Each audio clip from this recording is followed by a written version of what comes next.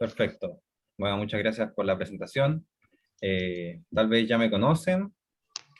Soy Milton, de la Fundación Glaciares Chilenos, del equipo de educación, y en conjunto con mis compañeros, Nicolás Leblanc, que es abogado, y René Hernández, que también es abogado, vamos a exponerle un poco sobre la protección legislativa y también sobre la institucionalidad de, que respecta a los glaciares y cómo están protegidos, ¿ya?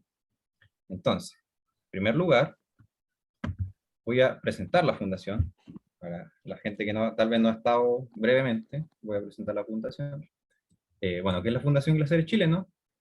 Es una organización sin fines de lucro que trabaja en la preservación y protección de los glaciares ubicados en todo Chile.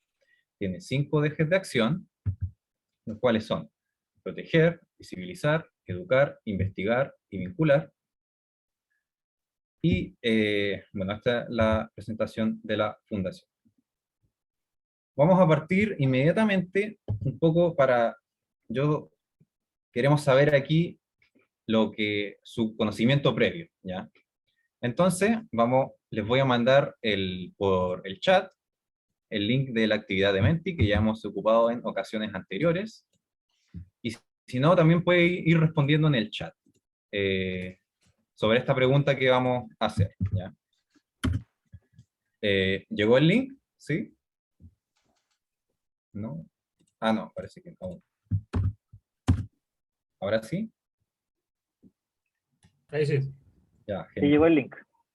Bacán. Bueno, entonces, vamos a ir aquí. Y yo quiero que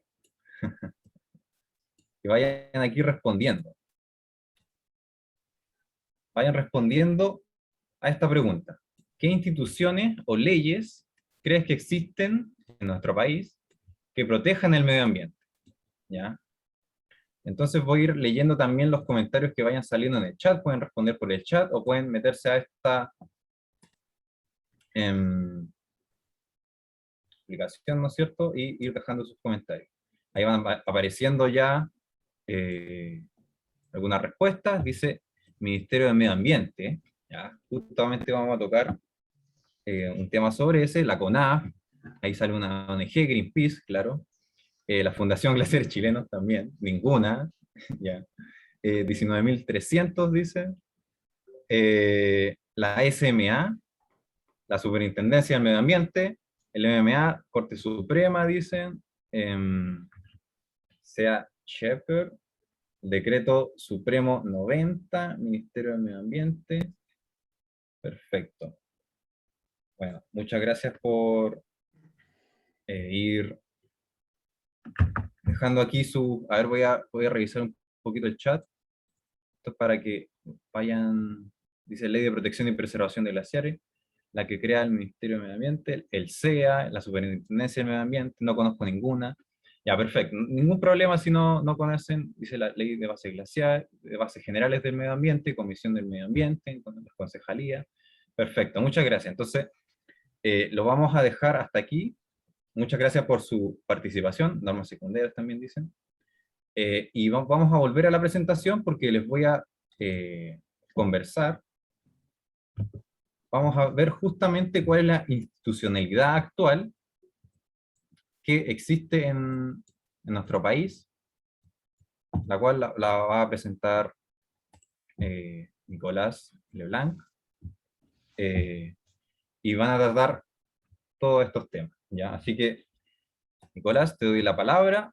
¿Te parece si compartes? ¿Sí? Sí, voy a compartir aquí la pantalla. Perfecto, voy a dejar de compartir entonces.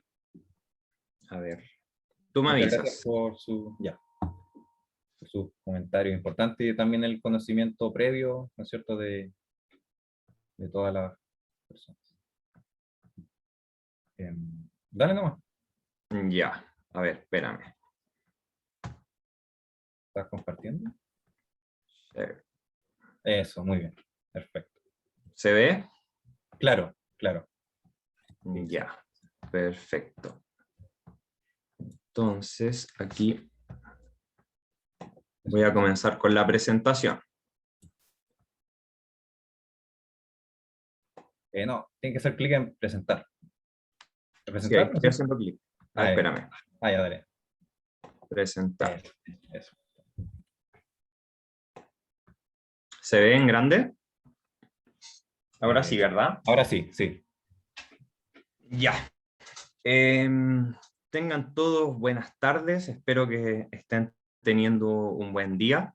Gracias por asistir a esta charla. Da cuenta, digamos, de la importancia que ustedes ven en la protección del medio ambiente y específicamente de los glaciares. ¿Ya? Los temas a tratar el día de hoy, voy a comenzar con el origen de la institucionalidad ambiental en Chile, el camino que se tuvo que recorrer para implementar una nueva institucionalidad. Vamos a hablar del Servicio de Evaluación Ambiental, de la Superintendencia del Medio Ambiente, la participación ciudadana como elemento fundamental, digamos, de los estudios de impacto ambiental, la diferencia que existe con la Declaración de Impacto Ambiental, que es la resolución de calificación ambiental como instrumento administrativo, digamos, que culmina con este procedimiento, y una breve reseña respecto de los tribunales ambientales. ¿Ya?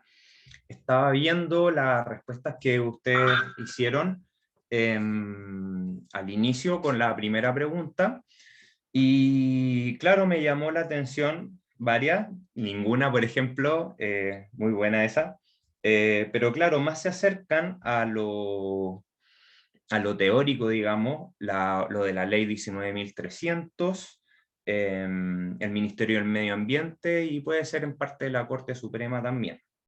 ¿Ya? Digo teórico porque en la práctica pasan aspectos que vamos a señalar el día de hoy, y eso es lo importante, digamos. Entonces, ¿qué pasa con la institucionalidad ambiental en cuanto a los primeros pasos? Vamos a ver. Retrocedí ahí. Veamos. Para explicar esto, lo primero que hay que ver es hacer una breve reseña para los que no sepan respecto de una pirámide que creó Hans Kelsen, y que dice que ver con el orden jerárquico que tienen las normas dentro de un ordenamiento jurídico determinado, ¿ya? Y Hans Kelsen situó a la Constitución, digamos, como la norma jerárquicamente superior dentro de un ordenamiento jurídico. Todas las normas, las demás normas del ordenamiento jurídico, se van a supeditar, digamos, a la jerarquía de la Constitución, llámese leyes, leyes orgánicas constitucionales, reglamentos, ordenanzas, sentencias de los tribunales, incluso hasta los ordenamientos, los reglamentos de los colegios tienen que supeditarse, digamos, en cierto punto a la Constitución, ¿ya? Y teniendo en claro eso, que la Constitución es la norma superior, digamos, de todo ordenamiento jurídico, con un estatus mínimo de un Estado de Derecho, vamos a comenzar a abordar este módulo con que la Constitución Política de la República, por medio de la Comisión de Constitución, lo cual no estuvo exento de muchas disputas, redactó el derecho constitucional a vivir en un medio ambiente libre de contaminación. Ese fue el punto de partida de cierto grado de protección, de una intención por parte del constituyente de proteger al medio ambiente. ¿Ya? Y dice así, es el artículo 19, numeral 8, el cual hace un tratado, digamos, de los derechos fundamentales de las personas. Dice, la Constitución asegura a todas las personas el derecho de vivir en un medio ambiente libre de contaminación. Es deber del Estado velar para que este derecho no sea afectado y tutelar la preservación de la naturaleza. ¿Ya? Después dice, la ley podrá establecer restricciones, bla, bla, bla. ¿Qué es lo importante de este artículo? Lo importante es que el contenido de esta norma es esencialmente antropocéntrica. ¿Ya? ¿Qué quiere decir eso? Que está centrada en el ser humano, ¿ya? Como todos los derechos fundamentales que existen en nuestra Constitución, ¿ya? Por lo tanto, está centrado en el derecho a vivir en un medio ambiente libre de contaminación. ¿Ya? Esto trae como consecuencia de que no es un derecho al medio ambiente incontaminado, digamos. No procede la invocación de este derecho con un fin meramente protector de la naturaleza, sino que específicamente tiene que haber un ser humano que esté vulnerado, digamos, en su derecho a vivir en un medio ambiente libre de contaminación. ¿Se entiende? Espero que se entienda la diferencia, ¿ya? Seguimos. Esta interesante intención del constituyente de proteger al medio ambiente en directa relación, digamos, con el ser humano, no se pudo retratar a nivel legal hasta el año 1994. Hasta ese año, nuestro país contenía una legislación ambiental, digamos, totalmente dispersa, es decir, no estaba regulada, digamos, en distintos cuerpos normativos que no tenían directa relación unos con otros, era totalmente ambigua, se contradecían unas normas con otras y sectorial. Un ejemplo de esto, por ejemplo, es la prohibición de la caza de ballena del año 1983. Ahí vemos que, por ejemplo, existía una regulación específica frente a esos casos, pero que nada tenía que ver con la protección del medio ambiente en ámbitos más generales, ¿ya? Ahora, con la vuelta a la democracia, comenzaron a crearse algunos instrumentos para la protección ambiental, pero eran débiles y totalmente benevolentes con el agente privado, ¿ya? Ya en 1992, con un mensaje del presidente Patricio Aylwin en su momento, se comenzó a crear un proyecto de ley que creaba una institucionalidad ambiental frente a esta situación que padecía Chile, y así empezar a darle contenido, digamos, a esta garantía constitucional que vimos anteriormente, a la consagración del derecho fundamental, ¿ya? Ahora, es en el año 1994 donde esto se materializa ya realmente en Chile, con la creación de la ley 19.300. 2 días antes de que Patricio Aylwin saliera de su mandato, es que se crea esta ley sobre bases generales del medio ambiente, ¿ya? Y esto vino a codificar, digamos, todas las normas que estaban dispersas y se le vino a dar un orden lógico a la protección del medio ambiente, ¿ya? La principal institución que creó la ley 19.300 en ese momento, el 94, fue la Comisión Nacional del Medio Ambiente, cuya función principal era la de definir la política medioambiental, algo parecido a lo que hace hoy en día el Ministerio del Medio Ambiente. Según la misma ley, le entregó a otro ente que se llamaba la COREMA, que es la Comisión Regional del Medio Ambiente, a la que se le dio la misión de definir y de establecer, digamos, todo este procedimiento de evaluación de impacto ambiental en las regiones respectivas. Era un ente regional, digamos, entonces si se entablaba una actividad en X región, era la COREMA la que debía determinar si esa actividad tenía un impacto ambiental en dicha región. ¿Ya? Algo similar a lo que existe el día de hoy, pero con otras instituciones, ¿ya?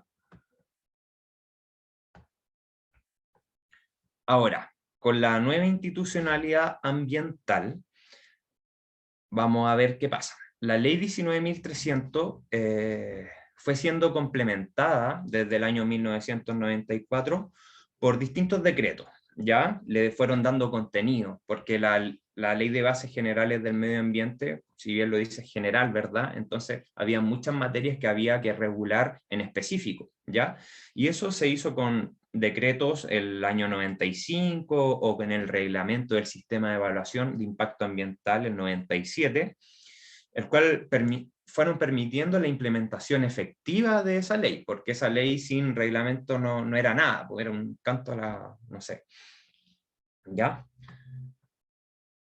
Ahora, con la creación de la ley 20.417, el año 2010, es que recién podemos decir que se viene a modificar la institucionalidad ambiental, ¿ya? Creándose las siguientes instituciones: el Ministerio del Medio Ambiente, no existía anteriormente, el Servicio de Evaluación Ambiental, la Superintendencia del Medio Ambiente, y también elaboró un sistema de responsabilidad por daño ambiental. Años más tarde, con la dictación de la Ley 20.600, se crean los tribunales ambientales, un aspecto muy importante también para nuestra institucionalidad ambiental. ¿Ya? Entonces, el Ministerio del Medio Ambiente, vamos a hablar primero de él, ¿ya?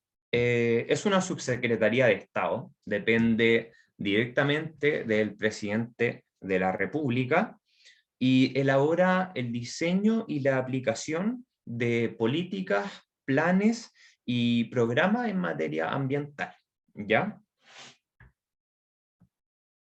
Aquí vemos que de él depende el Servicio de Evaluación Ambiental, las subsecretarías por medio de las Seremis, las regiones, la Superintendencia del Medio Ambiente, y también, como tenía un fin de conservación de la diversidad biológica, también se creó el Servicio de Biodiversidad y Áreas Protegidas, ¿ya? Ahora, el Ministerio del Medio Ambiente se estructura con los seremis del medio ambiente en las regiones, con un subsecretario y con un consejo consultivo nacional y con un consejo consultivo regional. ¿Ya? Pero fuera de eso, con lo que yo quiero que se queden es que implementa, digamos, la política del derecho medioambiental en Chile. ¿Ya? Y de él dependen las siguientes instituciones que vamos a ver. Una de ellas es el Servicio de Evaluación Ambiental, ¿ya? El Servicio de Evaluación Ambiental es un servicio que es público, obviamente depende del Ministerio del Medio Ambiente, es descentralizado y tiene personalidad jurídica, tiene patrimonio propio y está sometido a la supervigilancia del presidente de la República por medio del Ministerio del Medio Ambiente, ¿ya? Y está encargado de forma exclusiva de la administración del Servicio de Evaluación de Impacto Ambiental. En su momento también vamos a ver qué es, ¿ya? Administra también un sistema de información sobre permisos ambientales, interpreta administrativamente las resoluciones de calificación ambiental y obviamente su intención es uniformar criterio en la aplicación de todo esto, ¿ya?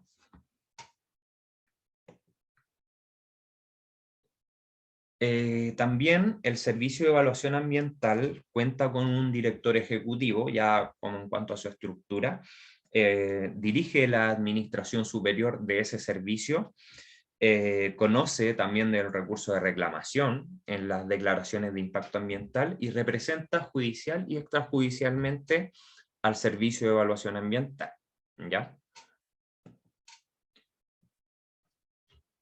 Ahora, vamos a hablar del sistema de evaluación de impacto ambiental, de este procedimiento que depende del Servicio de Evaluación Ambiental. Ya sus siglas son CIA. Bueno, y es un instrumento de gestión ambiental, en realidad un procedimiento administrativo que está regulado por el Decreto Supremo 40 del año 2013, que dictaminó el Ministerio del Medio Ambiente. Y lo importante de este procedimiento es que es de carácter preventivo, ¿ya?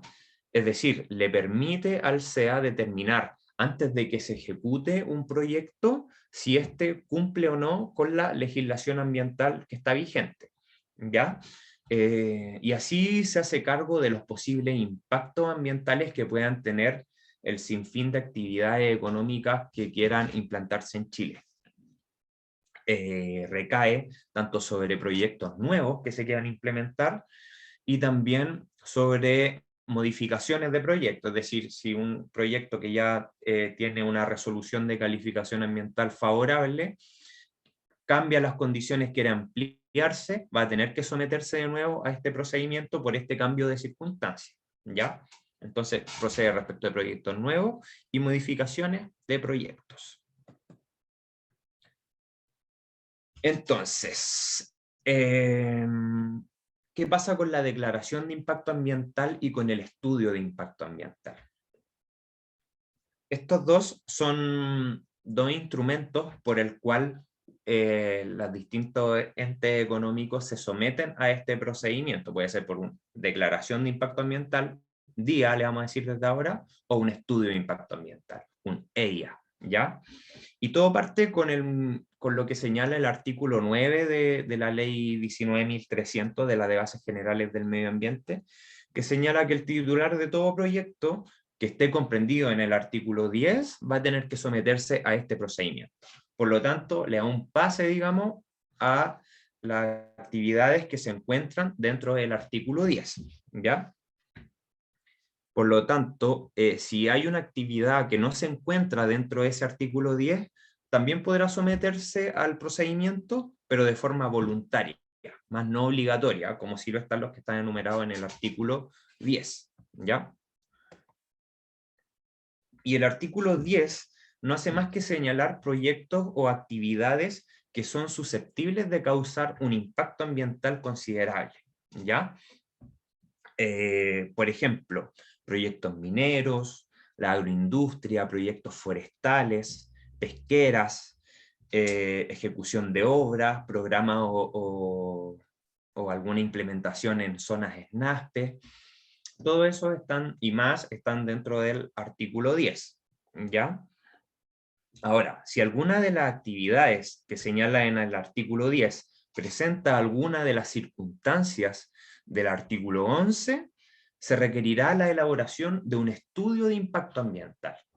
Es decir, si esa actividad produce un riesgo para la salud de la población, o si, por ejemplo, produce efectos adversos sobre la cantidad y la calidad de los recursos naturales, o si por su localización está próxima a poblaciones, a glaciares, a humedales, o otras alteraciones significativas que enumera ese artículo 11, circunstancias gravosas, el proyecto se va a someter a un estudio de impacto ambiental.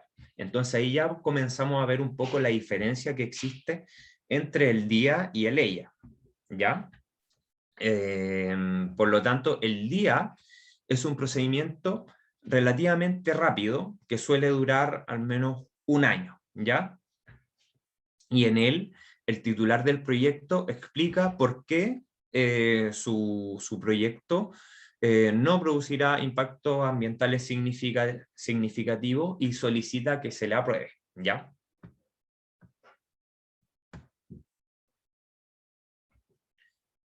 Entonces, dicho lo anterior, tenemos que el estudio de impacto ambiental es un instrumento que es más riguroso con el titular del proyecto, es más exigente con el titular del proyecto, pues en él el titular del proyecto reconoce que mediante su actividad va a afectar de forma sustantiva el medio ambiente, ¿ya?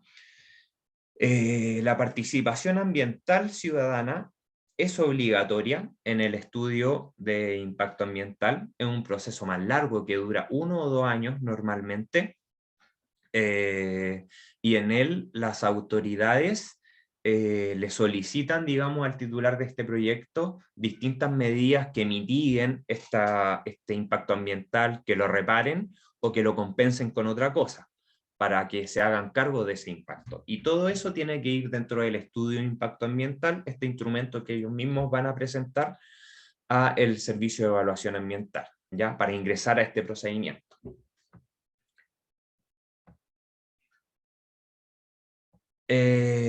Vamos con las principales diferencias, ya viendo más o menos cuáles son estas diferencias. Dijimos que el EIA era más riguroso, pues que en él se iba a afectar de forma sustantiva el medio ambiente.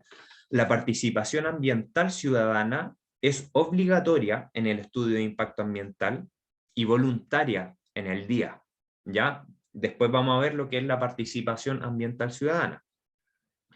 Dijimos que también eran obligatorias las medidas de mitigación y reparación, y es el SEA, en definitiva, el encargado de decidir qué proyectos entran al estudio por medio de un estudio de impacto ambiental o por una declaración de impacto ambiental, ¿ya?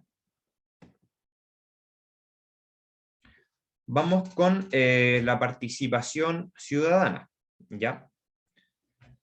Veamos.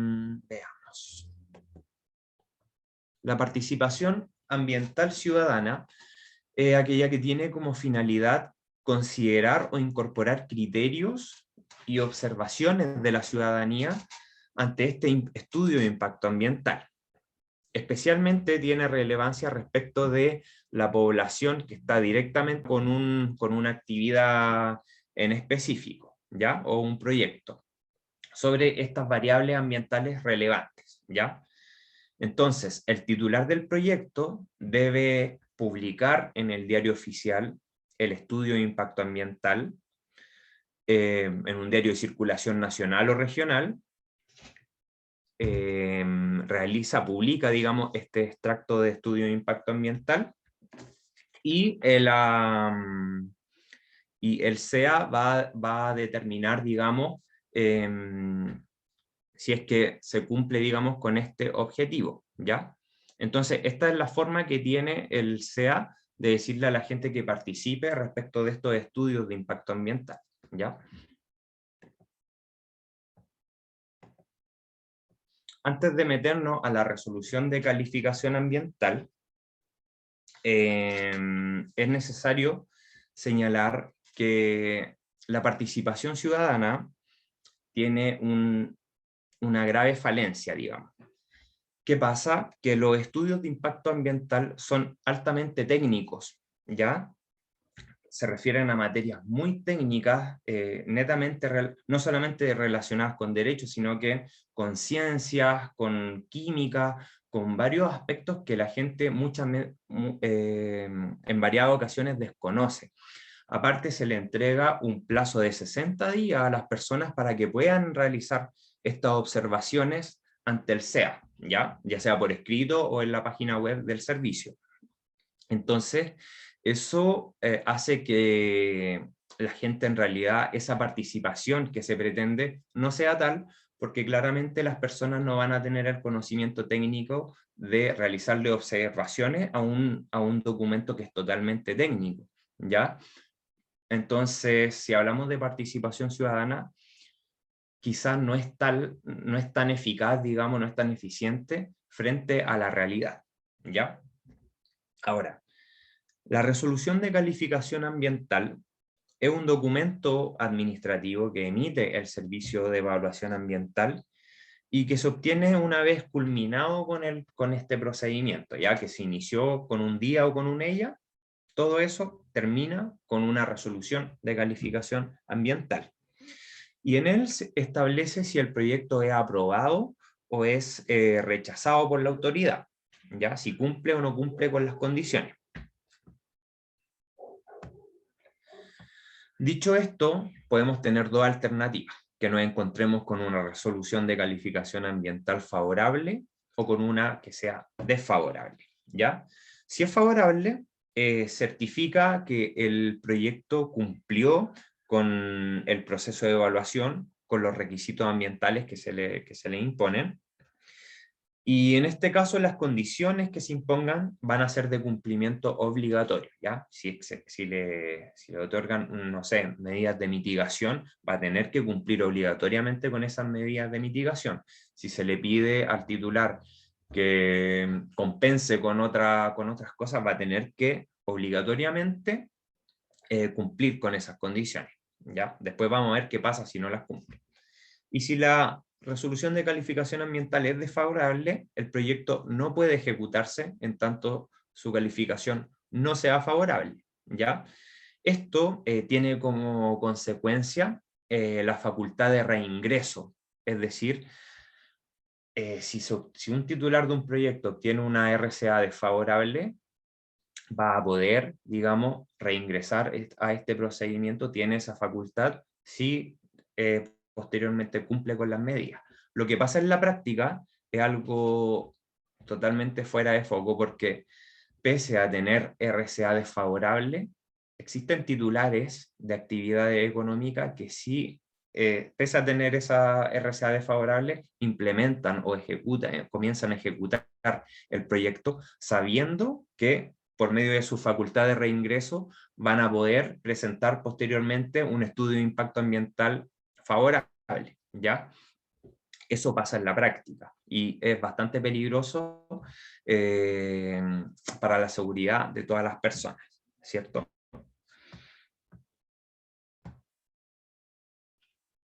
Vamos al ámbito de la fiscalización, y si hablamos de fiscalización, estamos hablando de la Superintendencia del Medio Ambiente, otra institución que creó la ley el año 2010, la ley 20.417, ¿ya?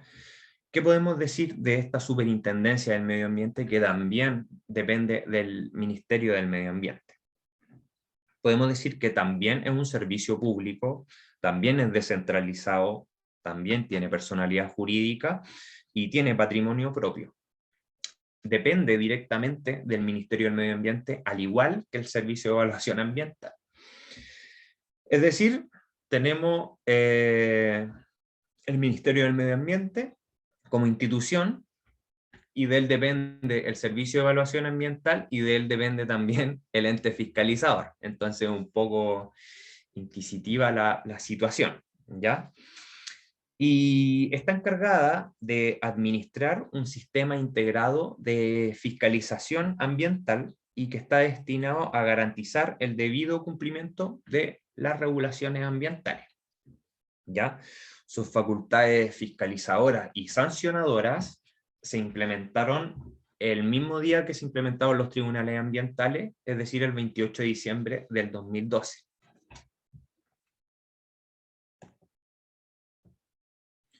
Dijimos que la superintendencia cumple un rol fiscalizador y también de sanción sobre los instrumentos de gestión ambiental que están vigentes en Chile.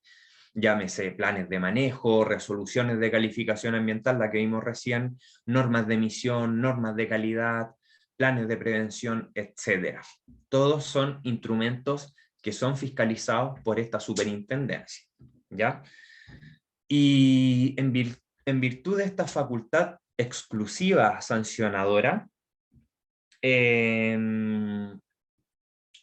podemos ver distintos ejemplos de infracciones. Por ejemplo, si un titular de un proyecto incumple una RCA y la superintendencia lo fiscaliza, claramente después de un procedimiento, le va a dictar una sanción, ¿ya?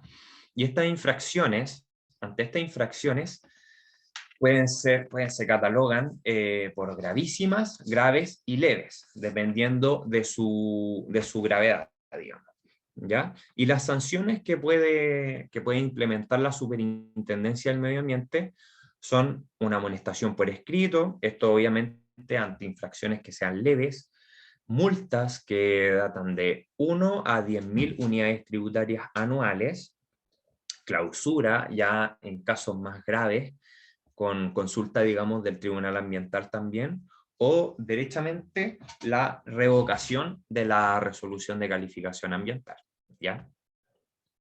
Aspecto que de por sí pasó con el tema de Pascualama, ¿ya?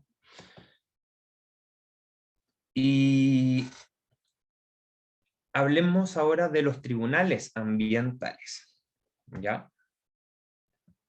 Los tribunales ambientales son órganos que ejercen jurisdicción, son de carácter especial porque ven una materia específica, que son todos aquellos temas relacionados con el medio ambiente.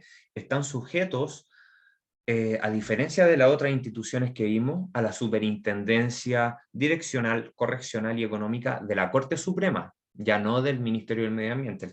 El Tribunal Ambiental es independiente, digamos, de esa estructura, ¿ya? Ellos dependen de la Corte Suprema. Y su función es la de resolver las controversias medioambientales de su competencia, ¿ya? En cuanto a esa estructura, podemos ver que es un tribunal colegiado. ¿Qué quiere decir eso? Que está compuesta por 3 jueces. Un ministro titular, que es el abogado presidente, y los otros 2 ministros, que uno también es abogado y el otro es licenciado en ciencias. Por lo tanto, es un tribunal que también es mixto, porque está conformado por abogados y por licenciados en ciencias. Son los 3 jueces los que ejercen jurisdicción y conocen de los asuntos sometidos a su conocimiento, y existen otros 2 jueces que son suplentes, es decir, en caso de que falte alguno, va a suplir, digamos, esa vacancia. Y puede ser uno es abogado y también el otro es licenciado en ciencias. Así se estructuran los tribunales ambientales en Chile. ¿Y cuál es su radio jurisdiccional? Tenemos 3 tribunales ambientales en Chile. El primer tribunal ambiental de Antofagasta, el segundo tribunal ambiental está ubicado en Santiago, y el tercer tribunal ambiental que está ubicado en Valdivia, ya en la región de Los Ríos. Estos 3 tribunales ambientales se distribuyen, digamos, su jurisdicción, su territorio jurisdiccional. Obviamente el de Antofagasta va a conocer desde la región de Arica y Parinacota hasta la región metropolitana, o sea, perdón, hasta la región de Coquimbo. El de Santiago va a conocer, digamos, la zona centro, y el tercer tribunal ambiental de Valdivia desde la región de Los Ríos hacia abajo, los aspectos que se susciten en el sur de Chile, ¿ya? Así conocen los tribunales ambientales acá en Chile. Y aspecto importante es que, pese a depender, digamos, de la Corte Suprema, no son tribunales que formen parte del Poder Judicial. Dijimos que eran órganos colegiados mixtos, y respecto de su competencia podemos decir que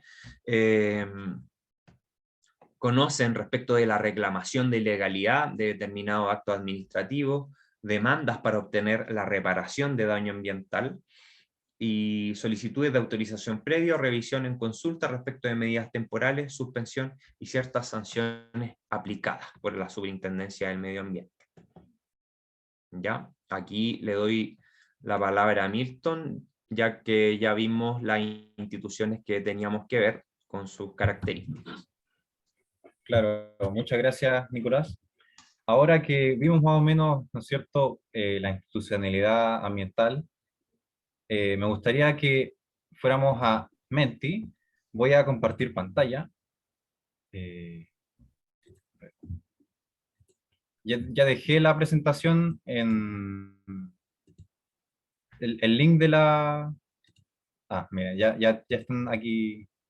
Ya dejé el link de Menti y pueden ir aquí dejando sus comentarios. También voy a empezar a leer el chat sobre qué creen que le hace falta a la institucionalidad ambiental, ¿cierto? Mira, también voy a leer algunas preguntas que tenía, no sé si Nico podría responder. Mira, aquí preguntan, ¿en qué ejemplo ha ocurrido que un titular con una RCA negativa igual haga el proyecto? ¿Si conoce algún ejemplo sobre eso? Sí, conozco un ejemplo, un claro ejemplo de ello es aquí el vertedero de Puerto Natales, que empezó a operar siendo que tuvo una declaración de impacto ambiental desfavorable y después un estudio de impacto ambiental desfavorable. Ese es un ejemplo claro de la municipalidad, digamos, de Puerto Natales. Interesante, ¿eh? Aquí dan varios comentarios interesantes. Dicen, la única solución es que la participación ciudadana sea vinculante. Y eso yo igual lo opino parecido en cierto aspecto, porque hasta ahora solo es consultiva. Al final la gente no decide. Claro, generan observaciones, digamos, y el servicio de evaluación ambiental les responde, digamos, en la resolución de calificación ambiental. Claro. Ahí es donde ellos se van a referir a la participación ciudadana, pero claramente no es vinculante en ese sentido, ¿ya? Es decir, igual puede existir con observaciones de la ciudadanía una RCA favorable. Claro. Perfecto. A ver, vamos ahora a ir leyendo lo que van poniendo las personas. Dice fiscalización, fiscalización más rigurosa, fiscalización en terreno, debate social asambleario. Interesante. Cárcel a los ejecutores, recursos, fiscalización, mayores sanciones, mayor activismo, reestructuración, leyes específicas, más expertos en ciencia, participación ciudadana vinculante, ahí también lo incluyen, regulación, mayor activismo, menos corrupción. Perfecto. Muchas gracias. Ah, y otra pregunta que tenían era, ¿quiénes fueron los autores de la ley de las 19.300? Nicolás. Sí, esa ley se generó bajo el gobierno de Patricio Elwin, cuando Chile recién tenía el primer gobierno, digamos, de vuelta a la democracia, y fue él, digamos, el gestor, el que elaboró el mensaje de la ley sobre bases generales del medio ambiente. ¿Ya? Fue ¿Y quién bajo su gobierno. elige a los jueces de los tribunales ambientales? No sé si conocen. ¿Quién lo elige? Claro, ¿quién los pone ahí? Mm, O esa pregunta la vamos a dejar para... están en un concurso público, digamos. Ah, un concurso público, perfecto. Sí. Ya. Se someten Bueno, a un concurso. genial. Muchas gracias por sus respuestas. Ahora vamos a pasar a la sesión de René. ¿Ya? Exactamente. Ya hicimos algunos comentarios, ¿no es cierto?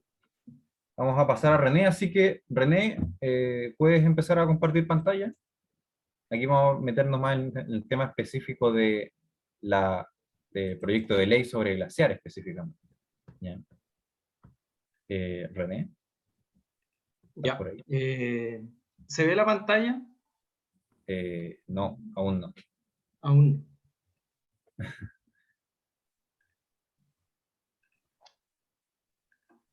Ahí sí, ahí ya está empezando a compartir. Ahí se logra ver. Claro, perfecto. Ya, primero que todo, muchas gracias Milton, gracias Nicolás y buenas tardes a todos los que nos acompañan esta tarde. En esta parte, bueno, mi nombre es René, como dijo Milton, yo soy abogado, colaborador de la Fundación Glaciares Chilenos y en esta sección les voy a hablar sobre la actual protección de los glaciares chilenos que tienen en nuestro país, el proyecto de ley que está en tramitación en el Congreso y la protección ambiental comparada que hace referencia a cómo se protege el medio ambiente en dos países de Latinoamérica. Pasemos a ver esto. Antes de comenzar, sí, le quiero dejar esta diapositiva que tiene que ver con una institución que se denomina las Aguas del Minero. Es una institución que heredamos desde la dictadura, que fue creada en ese periodo de nuestra historia, en una época de que Chile necesitaba inversiones extranjeras, necesitaba dinero, necesitaba echar a andar su economía, y el escenario de sequía que tenemos hoy en día no existía. La preocupación por el medio ambiente era muy pequeña, entonces se genera en este par de artículos en el Código de Agua, también creado en dictadura, y en el Código de Minería, que autoriza a las empresas que poseen concesión minera a hacer usufructo o a utilizar toda el agua que alumbren dentro de sus faenas. ¿Qué significa esto? Que toda el agua que ellos encuentren en los acuíferos cuando están perforando nuestras cordilleras, nuestro territorio, puede ser ocupado por ellos sin necesidad incluso de dar aviso de cuánta cantidad sacan o si están sacando o no al Estado a través de la Dirección General de Agua. Es una de las instituciones que hace muchos años que se intentan cambiar en el Congreso, pero por oposición generalmente por el duopolio político que nos tiene atrapados en el Congreso, que es la derecha y la exconcertación, es que no ha podido avanzar la modificación del Código de Agua y la eliminación de esta institución junto con otras que hacen mucho daño a nuestro medio ambiente y, por qué no, a todos nosotros, ¿ya?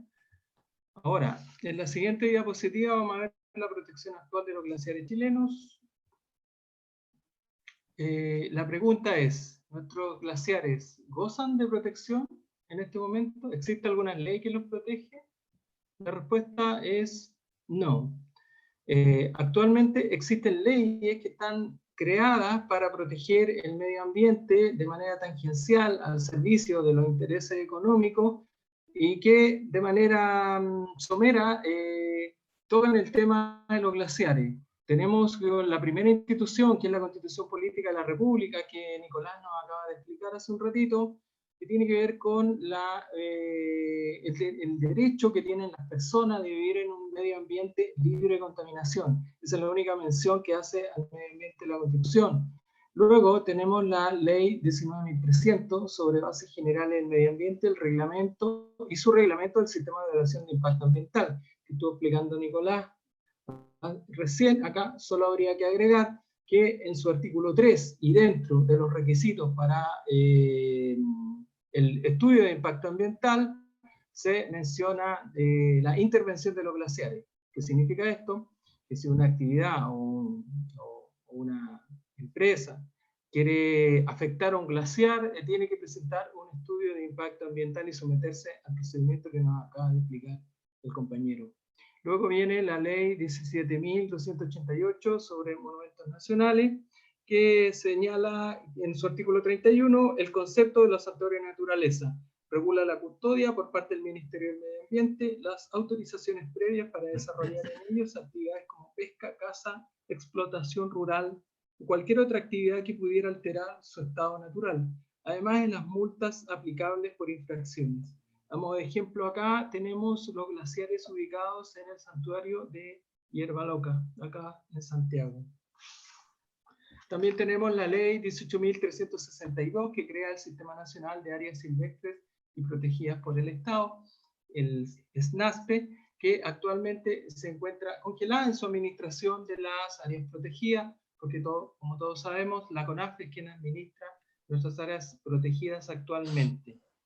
¿Qué es lo que dice la ley? Cuando deje de ejercer su función la CONAF, la función de proteger o de administrar las áreas protegidas, entrará en vigencia la ley 18.362 en este cometido. También tenemos la ley 20.283 sobre recuperación del bosque nativo y fomento forestal.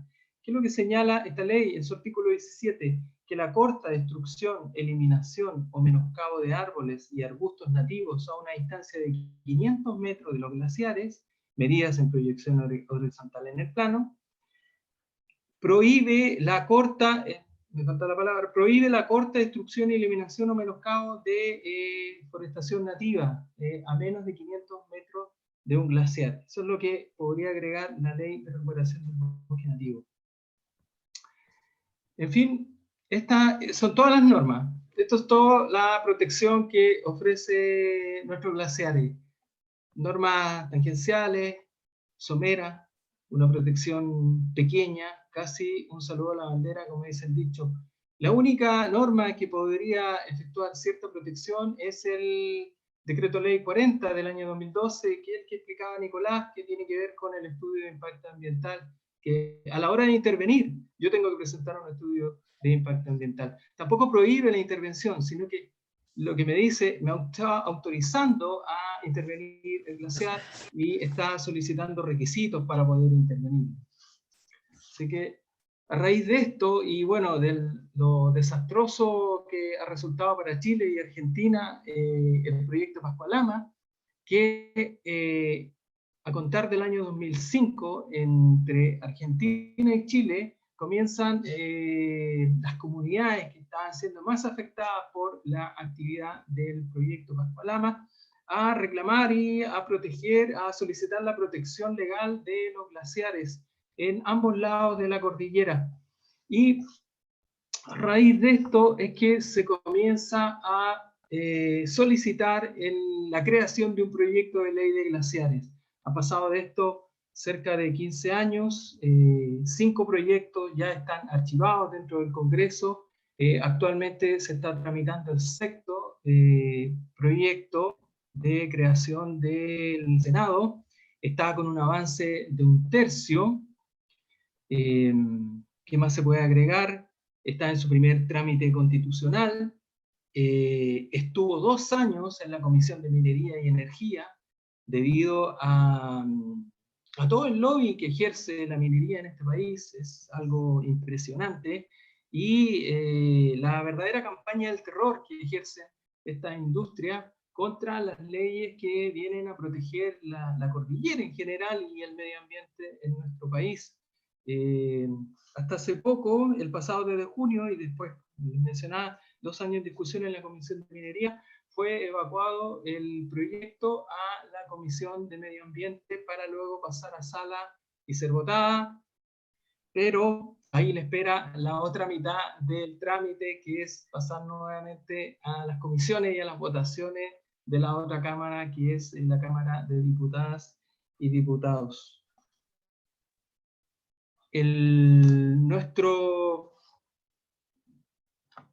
El proyecto, tal cual como está saliendo ahora de la comisión, ofrece un esquema de protección. ¿Qué significa esto? En primer lugar, tal cual como ahora, es un proyecto, no es una ley todavía, no entra en vigencia, no entra en vigencia, ofrece una prohibición absoluta de intervención en glaciares, en primer lugar. Sin embargo, autoriza la intervención del ambiente periglaciar, y la intervención será regulada por el Sistema de Evaluación de Impacto Ambiental, por el SEA, como nos explicaba Nicolás, y también autoriza la intervención del permafrost mediante el mismo sistema, que es el Sistema de Evaluación de Impacto Ambiental. El proyecto de ley contiene 8 artículos de ley más 2 transitorios. El primer artículo señala el objeto de la ley. El segundo artículo señala las definiciones, que es lo que es un glaciar, un ambiente periglaciar y un permafrost. Al respecto, me van a perdonar, voy a leer, son bastante largos los términos. Señala como glaciar todo volumen de agua en estado sólido de ocurrencia natural, que haya perdurado al menos 10 años, con presencia eventual y estacional de ceniza y nieve superficial, con o sin presencia de material detrítico, rocoso superficial o incorporado en su interior, y con evidencia de flujo actual o pasado, cualquiera sea su tamaño, forma geométrica y ubicación. Se considera parte constitutiva de un glaciar los cursos y cuerpos de agua en su superficie y en su interior. Si un glaciar descarga a un lago, laguna o al océano, se considerará parte constitutivo de esta lengua flotante adosada. La ley reconoce expresamente que los glaciares son sistemas complejos de la criósfera asociados al ambiente periglaciar y son parte del ciclo hidrológico de las aguas. Para estos efectos de esta ley, los glaciares dejarán de ser considerados como tales cuando naturalmente su superficie se reduzca a 0,1 hectáreas o menos. Para la DGA, la Dirección General de Agua, glaciar es toda superficie, esto es ley de ahora, toda superficie de hielo y nieve permanente generada sobre el suelo, que sea visible por periodo de al menos 2 años y de un área igual o superior a 0,01 kilómetros, o sea, 1 hectárea. Esto incluye además cualquier superficie rocosa con evidencia superficial de flujo viscoso, producto de un alto contenido de hielo y actual o pasado en el subsuelo.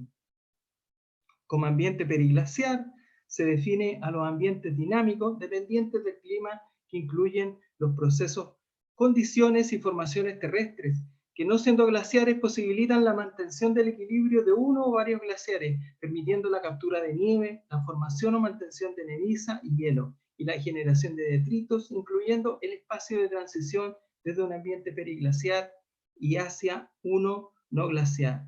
Y como permafrost se define un tipo de suelo, sedimento o roca con o sin hielo y materia orgánica que permanece por debajo de los 0 grados por 2 o más años consecutivos. En el artículo 3 señala la naturaleza jurídica de los glaciares, que serán bienes nacionales de uso público, por lo tanto pertenecerán a toda la nación y serán no susceptibles de concesión cuando entre en vigencia la nueva ley. El artículo 4 obliga a la Dirección General de Agua a realizar un nuevo inventario, esta vez incluyendo el ambiente periglacial y el permafrost. El artículo 5 señala las prohibiciones a las cuales van a estar sometidos todos nosotros frente a los glaciares. Y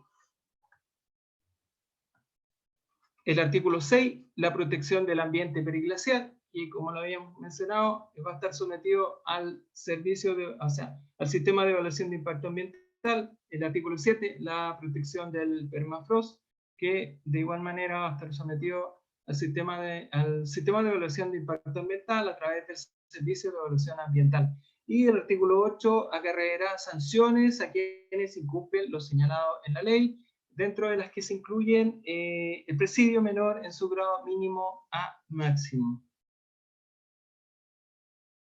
Los demás artículos transitorios regulan la entrada en vigencia de esta ley y qué sucederá con las actividades que están afectando glaciares al momento de entrar en vigencia la ley. La importancia sobre en nuestra fundación, nosotros hemos generado conceptos paralelos a lo que señala la ley. Estos conceptos son los que se están presentando en este momento y los que señalan que el ambiente periglacial, producido a baja temperatura, ciclo de congelamiento, descongelamiento. Tenemos también datos y conceptos sobre el permafrost, su definición. Todos estos detalles los pueden encontrar dentro de las redes sociales de la Fundación Glaciares Chilenos o dentro de nuestra página fundacionglaciareschilenos.org.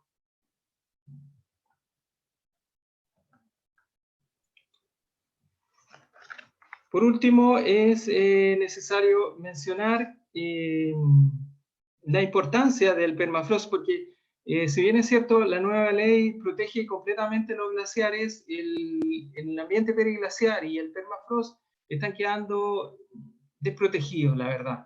Porque el mismo sistema que va a proteger al ambiente periglaciar y al permafrost es el mismo sistema que nos tiene con Puchuncaví, con las zonas de sacrificio en el Tiltil, con el vertedero que nos mencionaba Nicolás, hay un vertedero horrible que se está generando actualmente en la isla de Chiloé, la destrucción de las turberas en esa misma isla, y bueno, y todo lo que nos está afectando hoy en día y que nos hace preguntarnos si tenemos o no tenemos una legislación ambiental. Entonces, ese tipo de legislación es la que va a estar protegiendo el ambiente periglaciar.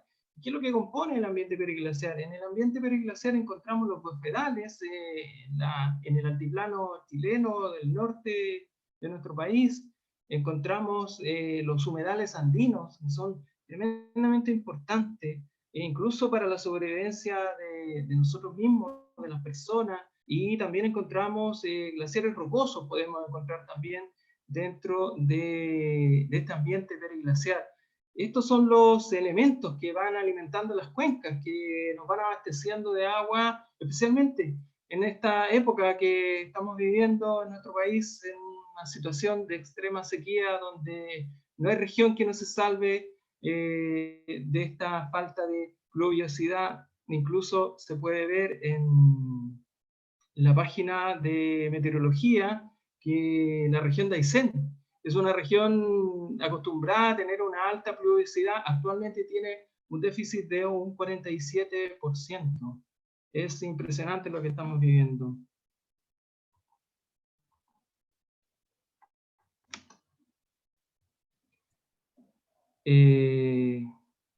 ¿Tenemos Mentimeter, Milton? Claro, tenemos un Mentimeter. Vamos a preguntarle aquí a las personas.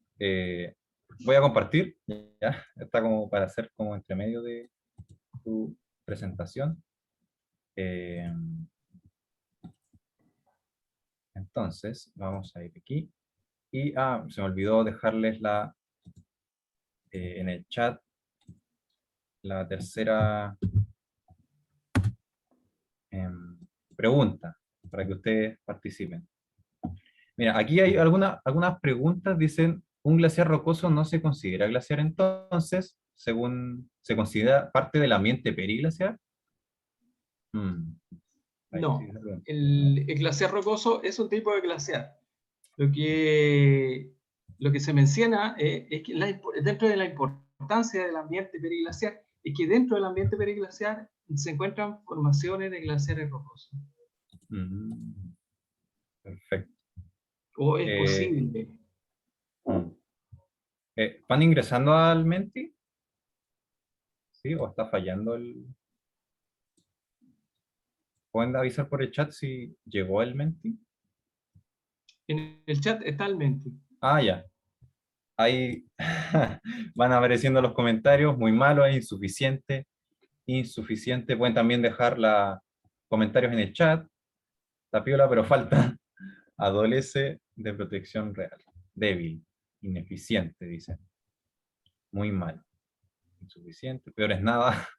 Es un primer paso, Delicado. también se señalaba. Claro.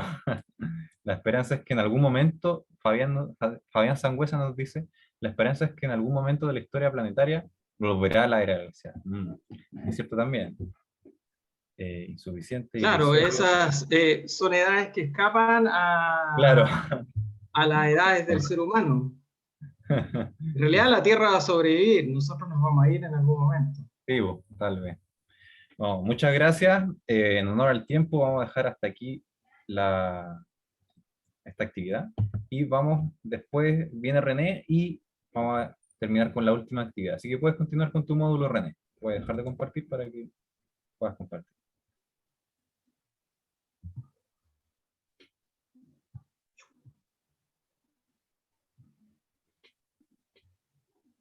Tenemos la actividad de Claro. Don Milton.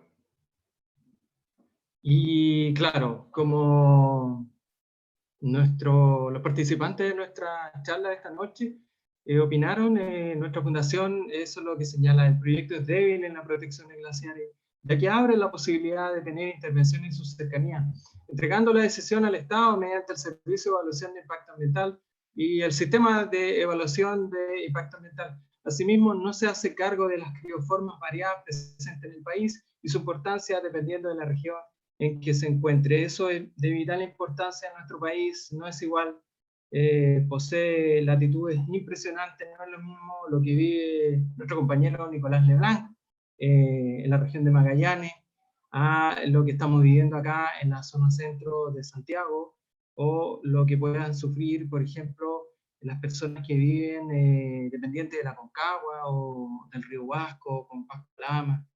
En realidad son realidades distintas. El proyecto de ley no se hace cargo. Tenemos la esperanza de que existía una indicación sustitutiva de la senadora Yasna Proboste, la que fue rechazada en la Comisión de Minería y Energía. Tenemos la esperanza de que se pueda reponer dentro de la Comisión de Medio Ambiente y Bienes Nacionales, la cual todavía hasta el momento no ha considerado nuestro proyecto de ley. ¿Qué más tenemos? La protección de glaciares en Sudamérica. Bueno, en Sudamérica tenemos dos grandes ejemplos, los que fueron seleccionados por nuestro equipo, que es la ley de protección de glaciares que posee Argentina. Como les mencionaba delante, cuando se comenzó a evidenciar la destrucción que presentaba el proyecto Pasco Lama, con prácticamente destruir 3 glaciares en el sector de acá de Chile y la provincia de San Juan al otro lado en Argentina, se comenzaron a movilizar las comunidades que dependían directamente de estas fuentes de agua. En Argentina, al cabo de 3-4 años, se generó una ley de protección de glaciares de inmediato. Esta ya lleva más de 10 años vigente. Bueno, a contraposición, nosotros estamos pegados con nuestra ley de protección o nuestro proyecto de ley ya 15 años en el Congreso y con un avance lentísimo. ¿Qué tenemos acá? La ley 26.639, como les decía, de régimen de presupuestos mínimos para la preservación de los glaciares y del ambiente periglacial, y a destacar también los derechos de la naturaleza de la Constitución del año 2008 en Ecuador. sobre la protección. ¿Cómo estamos con el tiempo, Milton? Estamos bien. Apurémonos un poquito como para llegar bien a la actividad, yo creo. Bien, más o menos. Bueno, como les mencionaba, Argentina tiene una ley de protección de glaciares, la que prohíbe las actividades que puedan afectar su condición natural, sus funciones, su destrucción, su traslado e interferir en su avance natural, sancionando su contravención mediante multas en dinero. Y siguiendo este sentido, la ley se encarga de enumerar taxativamente las actividades prohibidas, tales como la liberación de sustancias contaminantes, construcción de obras o infraestructura, exploración y explotación minera, y por último la instalación de industrias o actividades similares, en su cuerpo de hielo. Con respecto a la Constitución de Ecuador, como mencionaba don Nicolás al principio con la pirámide de Hans Kelsen, la Constitución es la ley macro, es la ley que sustenta el ordenamiento jurídico en un país. La Constitución manda, las leyes tienen que subsumirse a la Constitución. Disculpen, no vivo solo. Me aprieta una tecla. La Constitución, que es la base de la legislación en Ecuador, es un gran avance, es algo impresionante. ¿Qué es lo que señala?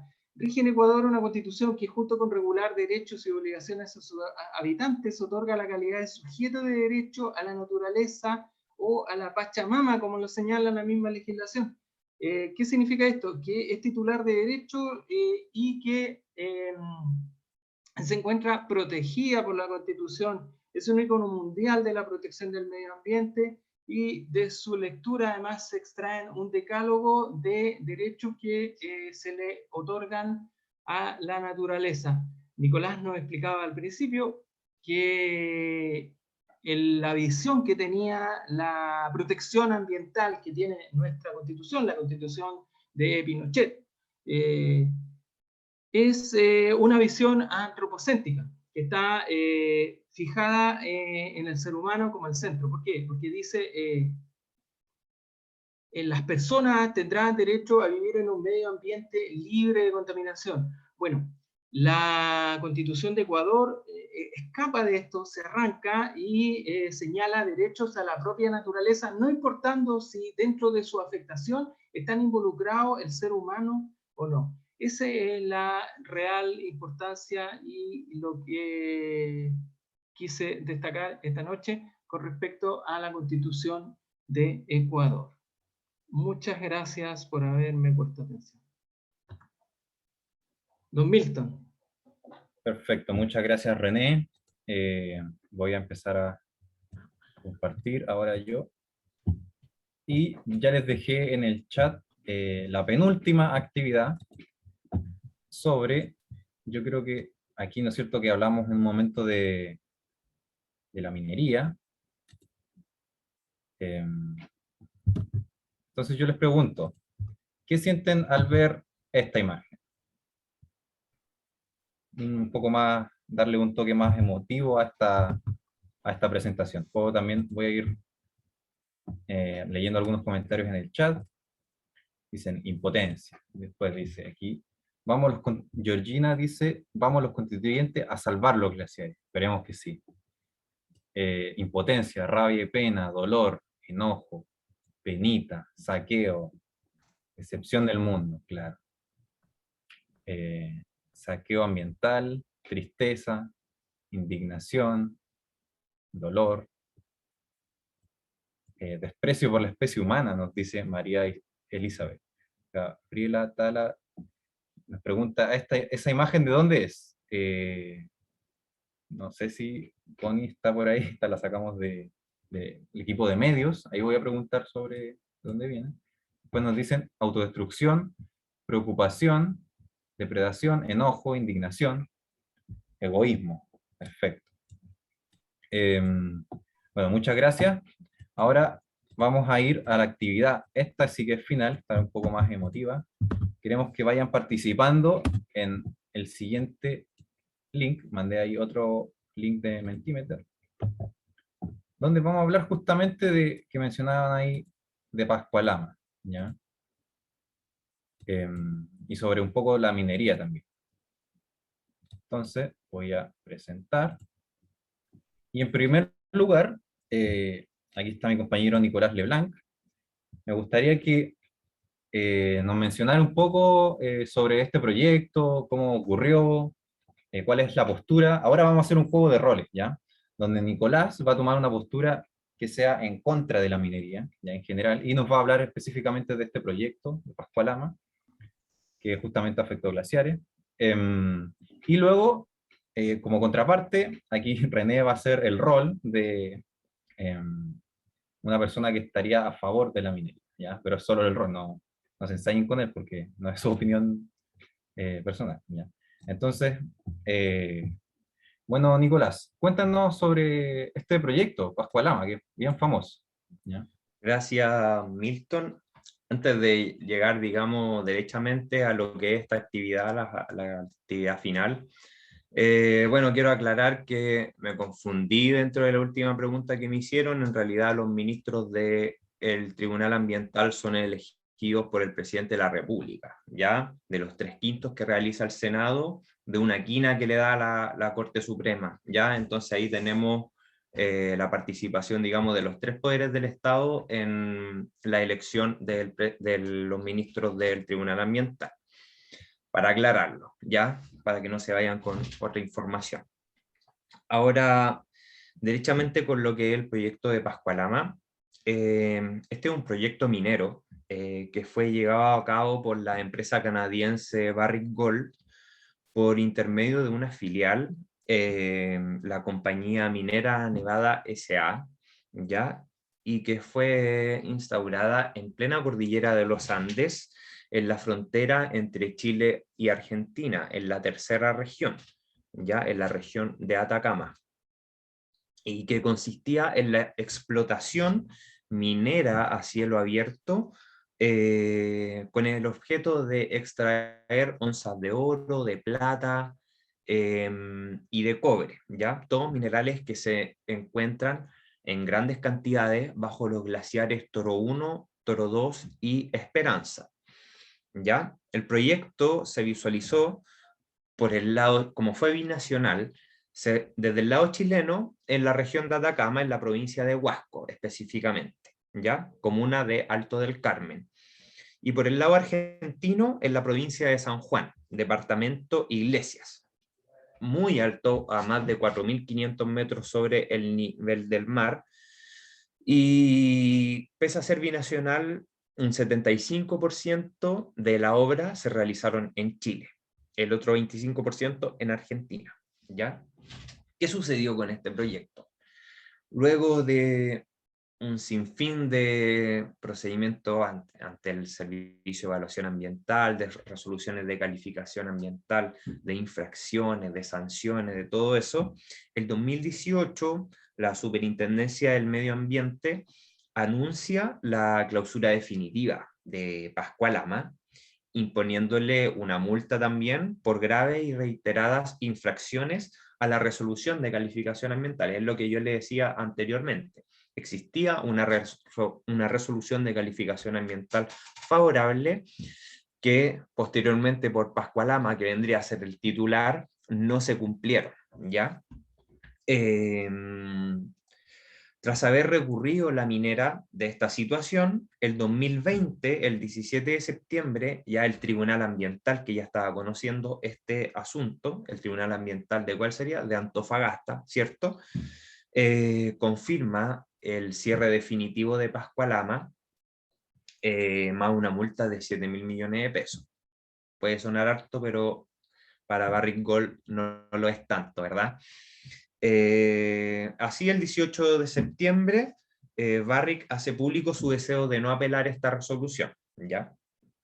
Ahora en la sentencia se explica que se pretende reafirmar que Pascualama no cumplió a cabalidad con la RCA por infracciones que fueron calificadas de graves y de gravísimas, ¿ya? Es decir, hubo una destrucción solamente con la etapa de exploración del proyecto, no se alcanzó a la siguiente etapa.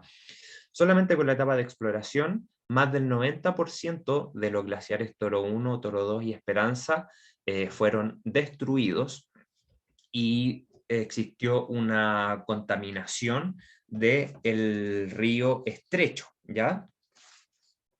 Entonces, para ir de lleno a esta actividad donde ustedes van a tener que votar, yo estoy a cargo de señalar los argumentos en contra, digamos, de este proyecto. Los argumentos en contra de este proyecto son los que venía diciendo más o menos. Es decir, en la etapa de exploración, la minera destruyó más del 90% de 3 glaciares, y esto consta de fotografías comparativas de los años 1955, del 81 y del año 2000. Ahí se nota claramente, mediante esta fotografía, la disminución sumamente considerable de esos glaciares que obviamente otorgaban recursos hídricos para toda la comuna, ¿ya? Entre otras cosas, porque eso es lo que dice que ver con el ser humano, pero desde el punto de vista de la biodiversidad, claramente los glaciares eran bastante relevantes. El mayor impacto ambiental del proyecto tiene que ver con que el yacimiento se encontraba debajo de estos glaciares que surten el río Choyay, ¿ya? El que a su vez es uno de los afluentes del río Tránsito, que alimentaba el río Huasco, que es donde la población que se situaba en las laderas de este río vivían, digamos, de la agricultura, y obviamente se vieron afectadas con la contaminación de este río. Con esto se puso en juego más de 75.000 habitantes, ya en cuanto a su salud. Se deterioraron los cultivos del Valle Huasco y destruyeron claramente los ecosistemas allí existentes, ¿ya? El año 2006, la Corema de Copiapó decide digamos, revisar la RCA, incorporando más de 400 condiciones al proyecto, condiciones que no fueron implementadas por Pascualama, y por eso se llevó a cabo el cierre definitivo, ¿ya? Esas son las grandes argumentos en contra de este proyecto, que dicen que ver netamente con la destrucción del medio ambiente de manera masiva, la intervención, digamos, de las actividades que se desarrollaban en base al río Estrecho, digamos, y también por intervenir, digamos, en la cultura de comunidades diaguitas que existen y que vendría a ser ese su territorio ancestral, y que se vieron vulnerados en sus derechos al interponerse esta minera. Esos son básicamente los argumentos en contra de Pascualama. Muchas gracias. Bueno, ahora vamos a pasar a una actividad, ¿cierto?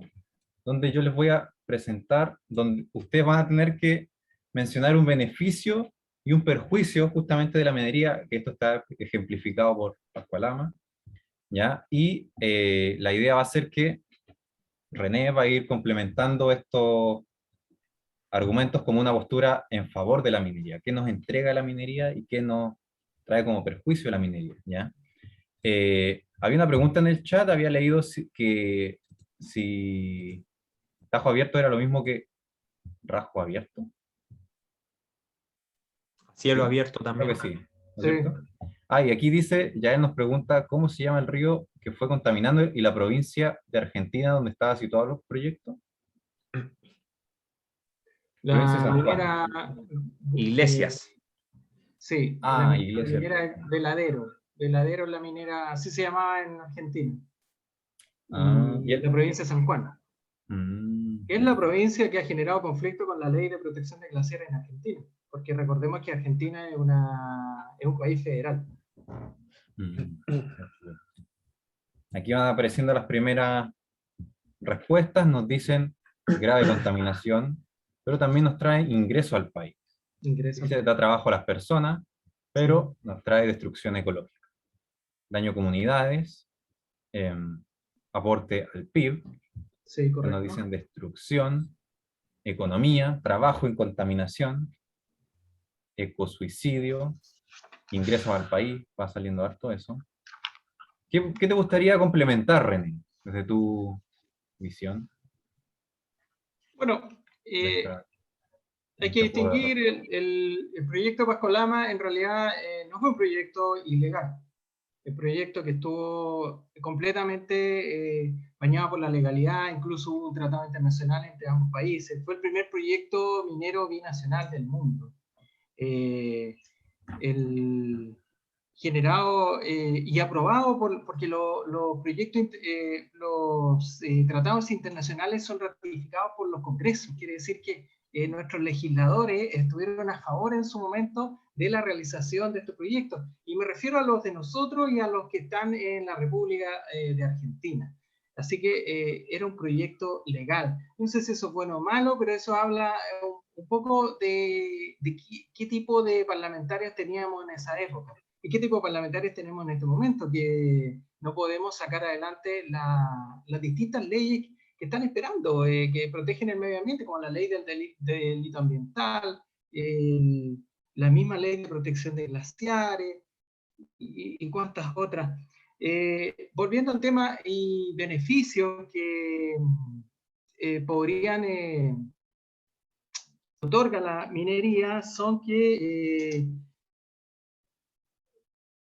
el 5% de la superficie está en la zona centro-norte del país, mientras el 95% está en la zona sur y austral, donde prácticamente no hay minería. Esos son argumentos que esgrime generalmente la minería en contra de la ley de protección de glaciares, señalando que no necesitamos la ley de protección de glaciares. También hablan de que de aprobarse una ley prohibitiva que venga a truncar de la actividad minera, habría una paralización inmediata de las divisiones andinas, el teniente de Codelco, los bronces de Anglo American, los pelambres de AMSA, y 120.000 personas perderían su trabajo de inmediato. De ellos, 32.000 puestos de trabajo directo, de personas que trabajan directamente en la minera. También habría una reducción de un 25% de la producción de cobre de nuestro país y habría un impacto negativo en las arcas fiscales, como mencionaron acá las personas que asisten a la charla, que se traduciría en 9.139 millones de dólares anuales. ¿En qué se puede traducir esta cifra tan grande que parece como distante? En 5 nuevas líneas de metro similares a la línea 3, como argumento, 40 hospitales de alta complejidad como el nuevo Félix Bulnes, o 438 viviendas sociales, 438.000 viviendas sociales. Y respondiendo ya directamente la pregunta de Milton, ¿cuáles son los beneficios de la minería o de la extracción de minerales? Bueno, la comunicación que estamos teniendo en este momento es a través de equipos electrónicos. Los equipos electrónicos usan litio, usan cobre e incluso oro, un sinfín de otros minerales. Las aplicaciones antibacterial, a propósito de el desarrollo del COVID-19, ¿cierto? Bueno, la creación de energías renovables, del cobre que necesitan los generadores eólicos, todo eso necesitan este metal rojo. También el cobre se usa en la aplicación de la agricultura, ¿por qué no? La electrificación de las ciudades y la propulsión eléctrica, que es uno de los pilares para poder evitar o disminuir el cambio climático. Los automóviles híbridos y eléctricos y, por supuesto, ya los mencioné, los motores eléctricos de alta eficiencia. Todos estos usan litio y cobre también. Claro, voy a leer un poco sobre lo que también se ve aquí. Dice, tecnología, aporte al PIB, ¿no es cierto? Ingresos económicos local, trabajo, empleo, algunos beneficios, porque también trae devastación, ¿no es cierto? Destrucción ambiental, contaminación, pocos beneficios, dicen, daño, saqueo externo de recursos, gran impacto ecológico, disminución de acuíferos. Bueno, ahora que vimos más o menos este panorama en estas dos posturas, la idea va a ser que ustedes voten, ¿ya? Y expresen su postura. Uno podrá decir, ya, puede que la minería sí tenga muchas cosas malas, pero tal vez se podría llegar a una minería sustentable y yo podría estar a favor de la minería y si no impacta tanto, puede perfectamente ser viable, ¿ya? Eh, pero también está la parte ecológica, porque como decimos, ya vivimos de dinero, tenemos muchos recursos, ¿no es cierto? Tenemos muchos, no sé, computadores, tenemos alta conectividad, pero ¿qué pasa con los bosques, ¿no es cierto? Vamos a vivir encerrados en la ciudad se va a convertir en todo. Yo creo que Milton Eh, no es imparcial en esto. ¿No, no soy imparcial? Bueno, lo estoy intentando. Miren, igual eh, increíble la votación. Hay una buena parte que también apoya la minería, y, pero también la mayoría se va en contra de la minería. ¿Ya? ¿Algún comentario, René, Nicolás? Y yo quiero dejar un comentario mientras las Ya. personas siguen votando. El ser humano de por sí, desde que respiramos, producimos impacto ambiental. Nuestra legislación o la legislación ambiental en general en el mundo hace una distinción entre el impacto ambiental y el daño ambiental. Resulta que daño ambiental siempre y cuando cruza el umbral de las leyes que creamos nosotros mismos, o sea, el ser humano. Pero el impacto ambiental es inherente a la persona. Si nosotros quisiéramos dejar tranquilo el medio ambiente, dejar tranquilo el planeta, tendríamos que desaparecer. Esa es la solución. Hay soluciones que se han planteado como la economía circular. Y nosotros mismos podemos ayudar en esto. Hace unos minutos les ponía el ejemplo de los equipos electrónicos con los cuales nos estamos comunicando en este momento. ¿Será bueno comprarse el equipo electrónico de última generación? Llegar a la reunión con los compañeros de trabajo y mostrar el equipo que tiene la manzanita, por ejemplo. No sé, yo creo que tenemos que replantearnos nosotros como seres humanos, porque nosotros somos el agente que propicia el consumo. Entonces, si nosotros dejamos de consumir lo último en tecnología, el último número que genera ya sea la GoPro o el iPhone o el S21, qué sé yo, todos los últimos números, porque ahora nos engañan con números. Nos ponen que el computador es el número tanto, el celular es el número tanto. Yo creo que somos partícipes de esta destrucción que estamos haciendo del planeta, somos cómplices de la destrucción que está haciendo la minería, y yo creo que la mano está por ahí, el clic está en nosotros. No sé si es la economía circular o disminuir el consumo. Yo ahí ponía como ejemplo los autos híbridos y eléctricos. ¿Es necesario usar auto tal vez? Tal vez no es necesario, tal vez dejemos el vehículo de combustión interna y no lo cambiemos por un vehículo eléctrico, sino que no tengamos auto, tengamos bicicleta. No lo mencioné acá, lo vamos a mencionar en la próxima reunión que tengamos la próxima semana, que es la política ambiental. Es la forma en cómo un país se organiza de manera tal en que no forma una capital con 7, 8 millones de habitantes, por ejemplo, como la ciudad de Santiago.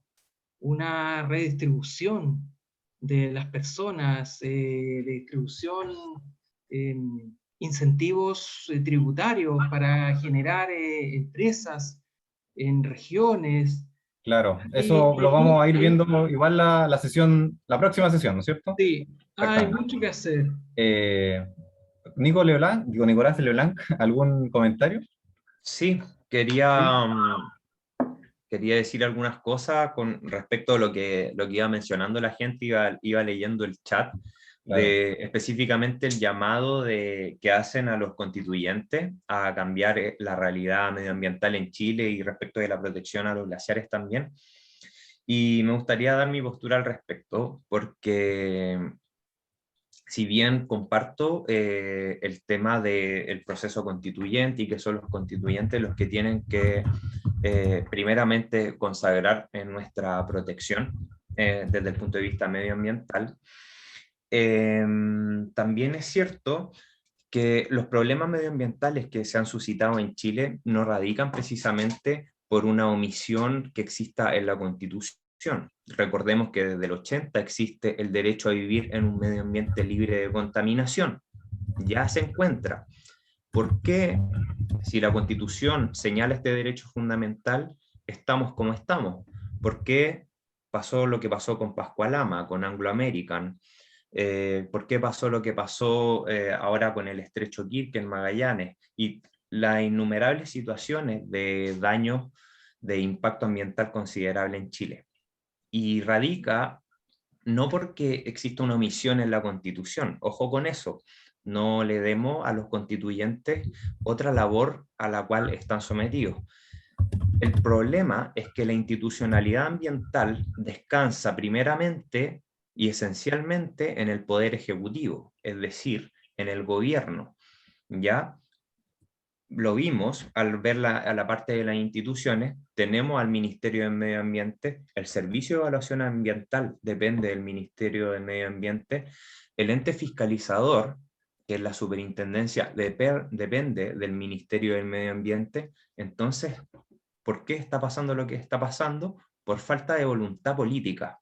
Y es ese el verdadero conflicto que estamos teniendo desde el punto de vista de la institucionalidad ambiental. No existe voluntad política para amparar nuestros derechos que dicen que ver con el medio ambiente o a protegerlo directamente.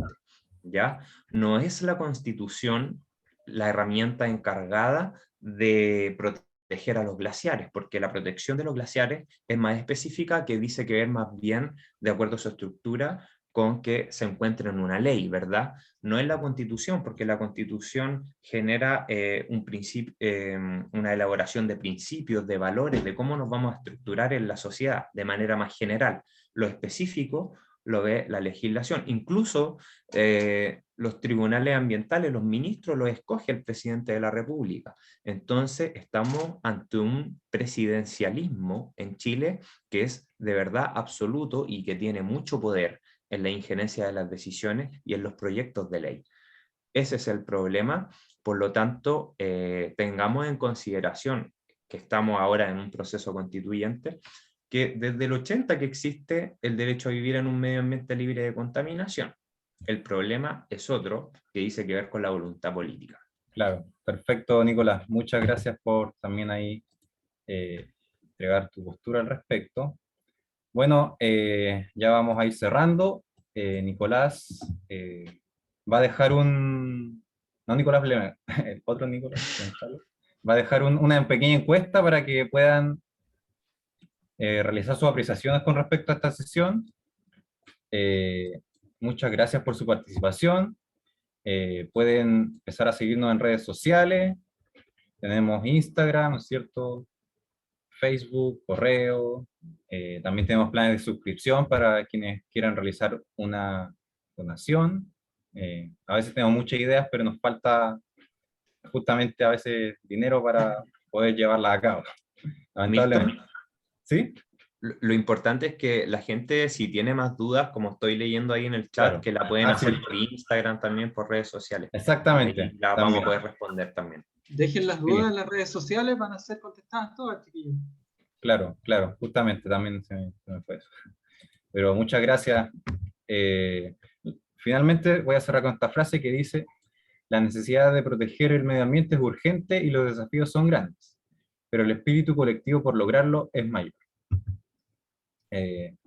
Bueno, muchas gracias por su asistencia. Como mencioné, vamos a responder cualquier duda por redes sociales. Muchas gracias, Milton. Muchas gracias, Nicolás, René, a todas y a todos los asistentes de esta tercera clase. Nos vemos la próxima semana, la última clase, sobre los glaciares y la nueva Constitución. Recuerden que al final de las 4 clases les haremos llegar una encuesta que podrán ahí instalar sus apreciaciones, reflexiones, y asimismo los habilitará para obtener la certificación a quienes hayan asistido a las 4 clases. Sin más, porque nos pasamos un poco, así claro, que las preguntas vienen o por las redes sociales, como decían los miembros de la fundación, o también la clase que viene. Bueno, los dejo y que tengan un muy buen fin de semana. Muchas gracias. Chao, chao. Muchas gracias. Chao, que estén muy bien. Muchas gracias. Los glaciares